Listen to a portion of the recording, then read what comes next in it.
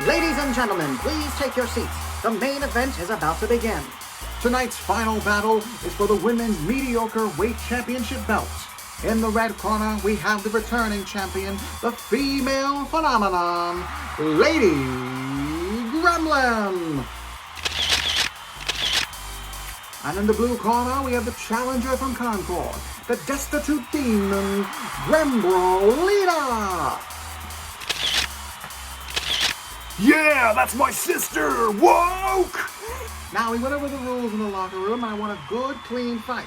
Now, go ahead and touch knuckles. All right. Now let's get ready to fumble! Round one, fight!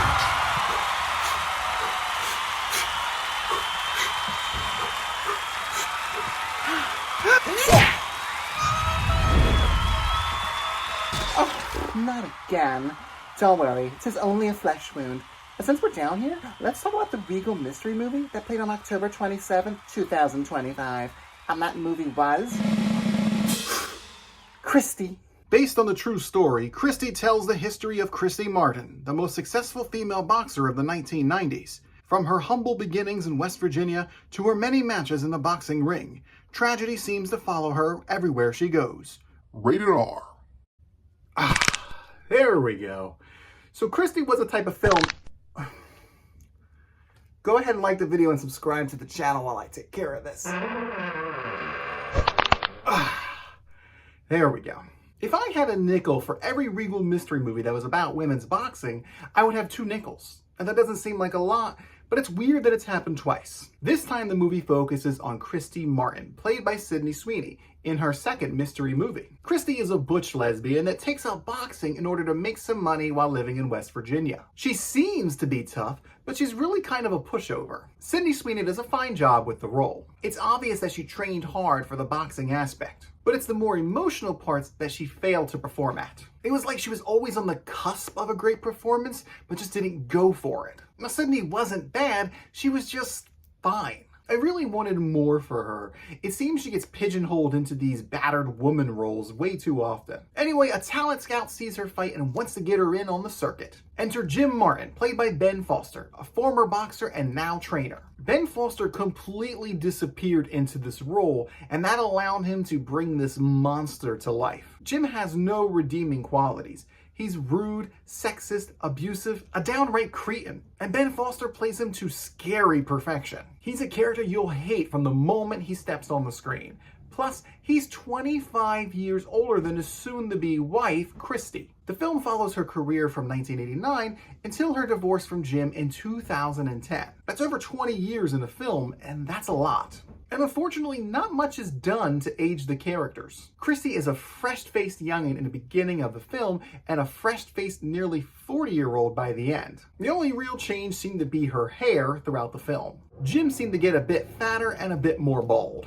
But characters like Johnny Salters, who's Christy's father, played by Ethan Embry, looked exactly the same 20 years later. It didn't make much sense. Christy's mother, Joyce, played by Merritt Weaver, was the most aged out of all the characters. And maybe that's punishment for her being a terrible person. Joyce was Christy's original bully. She was very anti-LGBT. She even threatened to bring by a priest to drive out the lesbianism. Just about every time she spoke, it was this hateful Christian rhetoric. Joyce also pushed Christy to work with Jim. She failed Christy. The whole family did. And that's the tragedy of this film. With the exception of Christy's former girlfriend, Rosie, played by Jessica Bohr, everyone in the film failed her. There was no one in her corner. Her father and brother failed to step in when Joyce was being overbearing and hateful. They all failed to do anything when Jim was being abusive. Why was no one concerned when a 22-year-old Christy was marrying a 47-year-old man? There's a scene at the end of the film where Johnny says that Jim's lucky that he didn't find him before the cops did because he would have killed him himself.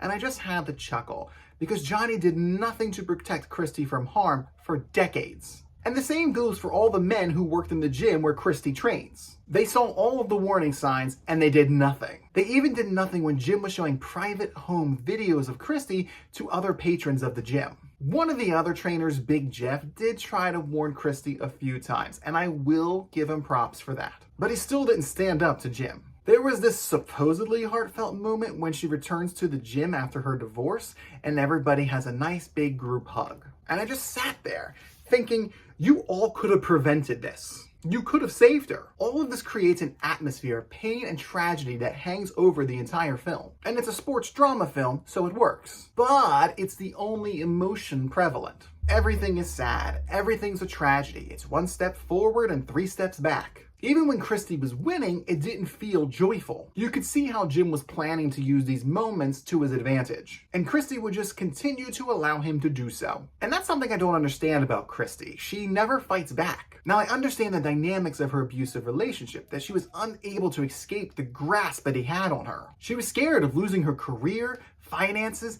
everything, even her life. She also didn't have a support system. She has romantic relations immediately with Jim, and they quickly get married too. It was sad because Christy was moving from one abuser to another, from her mother Joyce to now Jim. But she never pushed back, not even when they got into physical altercations. Yes, Jim is much bigger than Christy, by a lot, but she's also a highly trained fighter in her prime, especially later in the film when Jim is in his 60s. She never strikes him. No black eye, no bruise, nothing. I found this to be a bit counter to the type of character we were being told that she was. It also gave the film a kind of one-note feeling. Everything just keeps piling up. I was waiting for the cathartic eruption from Christy, and it just never came. She never fought for herself, and I'm not blaming her. She is the victim here in this story, 100%. But the film kept trying to build to something, and then it would falter. Like, ooh, Jim went too far this time, Christy has to react, and then nothing. It kept the pace of the film at a snail's speed. I wish the movie actually leaned in a bit more into the lesbian angle. It was a big drama point between her mother and herself. It was also brought up by all of the boxing promoters. They would say that people wanted a more family-oriented sport. Yeah, because beating the pulp out of your opponent is very family friendly. But I think if they would have included more of her sexuality complications, it would have added more depth to the film overall. It would have given Sydney Sweeney another angle of emotion to try and pull from. Winning matches is great, but you still have to go home to your husband that you don't love. I found myself attributing Sweeney's longing glances to her desire to be more of herself, even though the movie doesn't actually mention that. The same goes for Christy and Jim's drug use. We see them use cocaine briefly, but it never really has an effect on the story. In real life, it was a bigger factor in Christy's dependency on Jim. Again, this could have added much needed depth to the film. Now I know what you're thinking, Grandma, you haven't mentioned the boxing yet. That's because the boxing of this film takes a back seat to the personal drama, which I actually don't mind, but it wasn't done well either. Almost all fights are montages of a few punches, blocks, and celebrating. There's some occasional trash talking, including homophobic slurs from Christy. Again, if the movie would have leaned more into that, it could have been indicative of her own self-loathing. The most detailed match was her match against Layla Ali. But even that fight was just a longer montage with an odd, classical, almost hymn-like song playing in the background. There was such a build-up for that fight, only to have it be in slow-mo and quick cuts. In the end, Christy was a mildly entertaining but shallow sports drama for me. It has all of the expected sports tropes, and it doesn't quite dig deep enough to expose the gritty underbelly of abuse and conformity. And it's for these reasons that I am giving the Regal mystery movie Christy the rigged match score of 6 out of 10.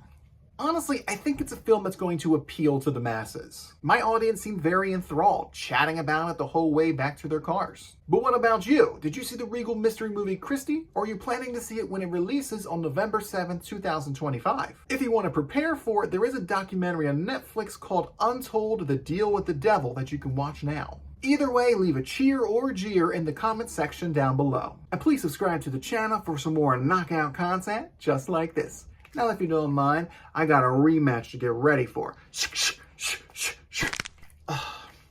I'll see you later.